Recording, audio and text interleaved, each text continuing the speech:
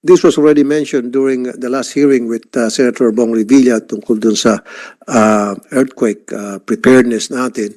And I'm going to ask this question again kasi sa ngayon presently, ang ginagamit evacuation centers are schools, gymnasiums, kuminsan simbahan pa nga.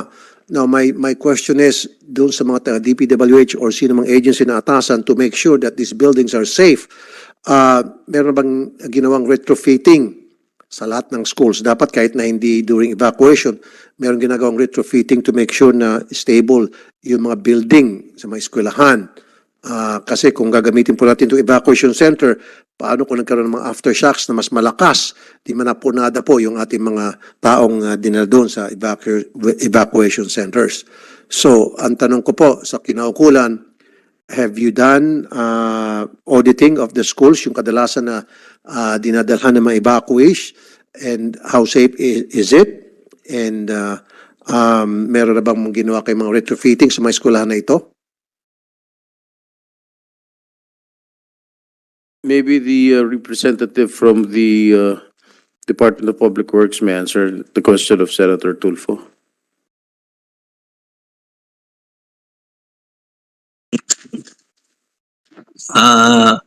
Good morning, Mr. Chairman, Your Honors. I'm Director Melvin Navarro of the Bureau of Maintenance. For the question of the Honorable Senator Raffy Tulfo,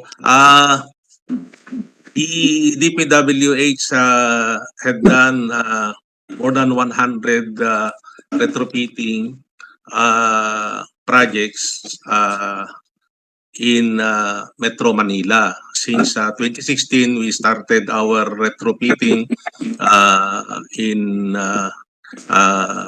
preparation for the big one in NCR, and we have retrofitted more than 100 school buildings and around 14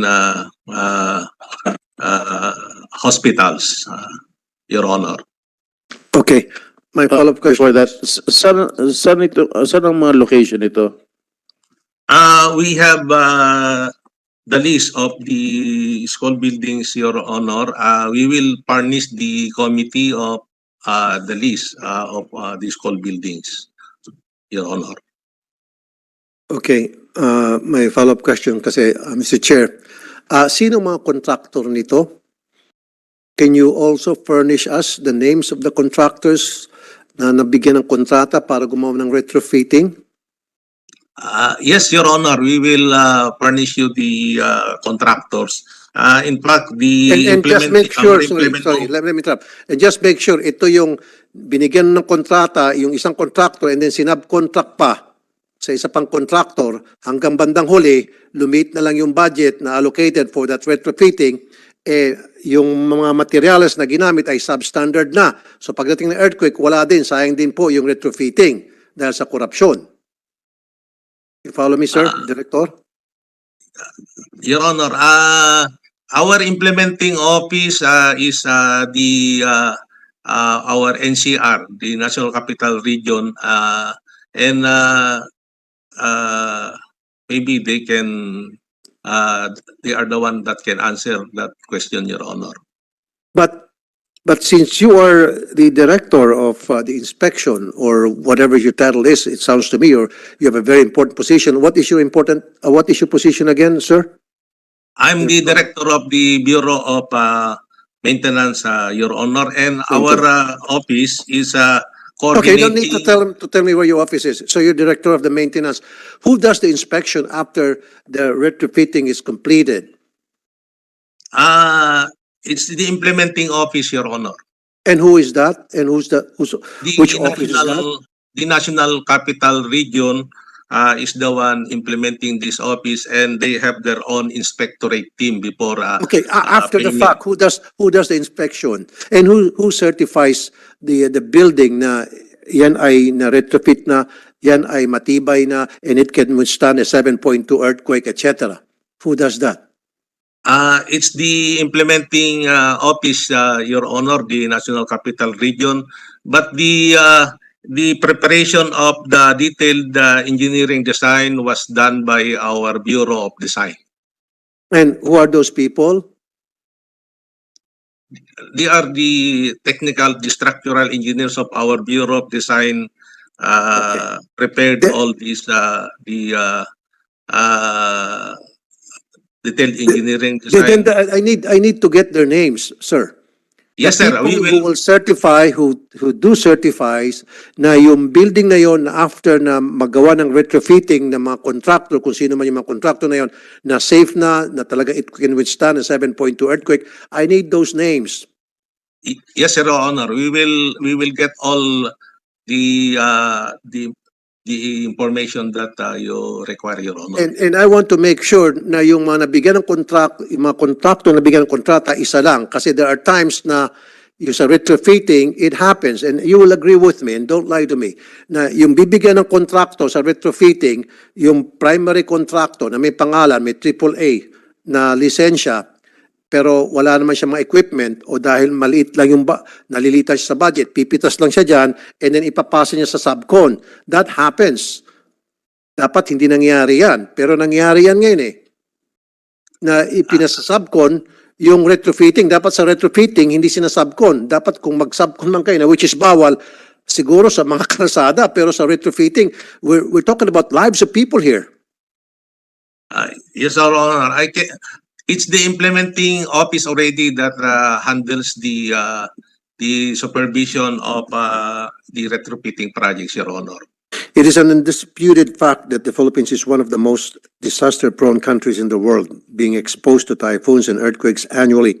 We are unfortunately located in what is known as the Pacific Ring of Fire. And within the typhoon belt in the Pacific, kaya naman po tayo nakararanas ng humigit kumulang 20 bagyo kada taon, with an average of 7 to 9 typhoons reaching landfall. Similarly, the Philippines also experiences at least one earthquake per day. Though most are not felt, PBOX records an average of 20 earthquakes a day and 100 to 150 earthquakes are felt per year. Dumana po tayo sa mga kalunos-lunos na dilubyong katulad ng Yolanda, Ondoy, Mount Pinatubo eruption. At last year, ilang earthquakes po ang bumulagta sa atin, lalo na sa reyon ng Luzon. Bawat sakuna ang nagiging takbuhan at kanlungan ng mga kababayan nating nasalanta ay mga paaralan, covered courts, mga gymnasium at minsan mga simbahan ang nagsisilbing evacuation centers dahil ang mga local government natin ay salat sa mga building na maka-accommodate sana ng evacuees. Due to the sudden use of these buildings as evacuation centers, the real purpose for which they are built are rendered nugatory for a certain period of time. And most often than not, eventually they need to be rehabilitated and renovated as well. In schools, for example, classes are not only canceled because of a calamity, but cancellations are unduly extended because the buildings are being utilized as evacuation centers. With the passage of this bill, the use of schools, churches, and other edifices should be the last resort. Thus, it is high time that we establish a fully equipped and fully operational evacuation center that shall serve as a provisional safe place for evacuees during calamities. Importante rin po na ang ipapatayong evacuation centers ay may sapat na supply ng tubig, medisina, pagkain, damit at tulugan upang manatiling ligtas at walang sakit ang mga nasalanta. Maliban sa pagpapatayo ng evacuation centers, kailangan din natin ng constant training upang mapaunlad ang kakayahan sa paghahanda at pagtugon sa mga oras ng kalamidad. We need to create and implement a clear and concrete evacuation plan na alam ng lahat ng mamamayan. Makatulong din po ito upang maging panatag ang ating mga kababayan at maiwasan ang panic at gulo sa oras ng kalamidad. Kailangan palagi tayong handa dahil walang oras na pinipilang sakuna. Thank you po, Mr. Chair. Thank you, Senator Tulfo. COMSEC, at this point, please acknowledge our guests and resource persons for the record. Thank you, Mr. Chair. Pleasant morning to everyone. Let me welcome the guest speakers for today from the Department of Education, Director Christian E. Rivero, Director 4, Mr. Nico Joy Bognalbal, Project Development Officer 2, Mr. Reginald Lizondra, DLLO. From the Department of Public Works and Highways, we have Director Melvin B. Navarro, Bureau of Maintenance. From the Department of Social Welfare and Development, we have Mr. Ray E. Martija, Assistant Deputy Director, Disaster Response Management Bureau. For the Office of the Civil Defense, as well as National Disaster Reduction and Management Council, we have Mr. Roberto Padillo, Capacity Building and Training Service, as well as Ms. Aurora May Cabañeros, Capacity Building and Training Service. From the Department of Environment and Natural Resources, we have Undersecretary Augusto de la Peña, Undersecretary Organizational Transformation and Human Resources. We also have Undersecretary Natus Rodriguez. We also have Attorney Erica Cristel Romero, Mr. Alvin Fernando. We also have Ms. Lisa Socorro Manzano, Division Chief. We also have Miss Michelle Angela Grace Mendoza Villarosa, Senior Geologist.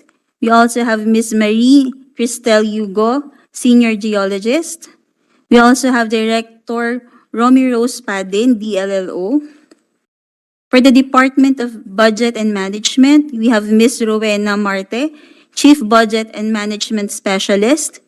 Mr. Reynaldo Moreno, Senior Budget and Management Specialist. We also have Ms. Madeline Napalang, Budget and Management Specialist 1. That would be all, Mr. Chair. Thank you, Comsec. Senator Raffy Tulfo, do you have any questions? Yes, thank you, Mr. Chair.